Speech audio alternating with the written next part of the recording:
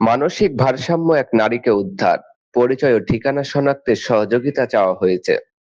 একজন মানসিক ভারসাম্যহীন নারীকে বগুড়ার সান্তাহার সড়কের এরুলিয়া বাজার সংলগ্ন বিমানবন্দর এলাকায় দেখা গেছে।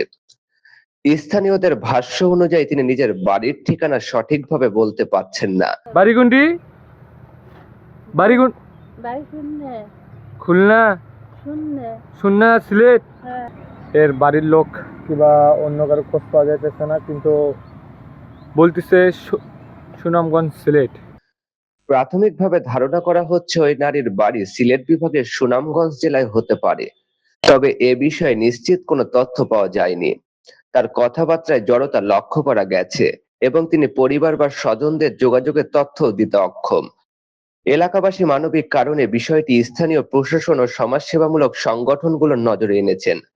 সংশ্লিষ্টরা তার পরিচয় শনাক্ত ও পরিবারের কাছে পৌঁছে দেওয়ার জন্য সর্বস্তরের মানুষের সহযোগিতা কামনা করেছেন। যদি কেউ ওই নারীর পরিচয় বা পরিবারের বিষয়ে কোনো তথ্য জানেন, তাহলে নিকটস্থ থানা বা স্থানীয় প্রশাসনের সঙ্গে যোগাযোগ করার জন্য অনুরোধ জানানো হয়েছে। মোহাম্মদ সামিল খান, ডেইলি সিটিজেন ভয়েস।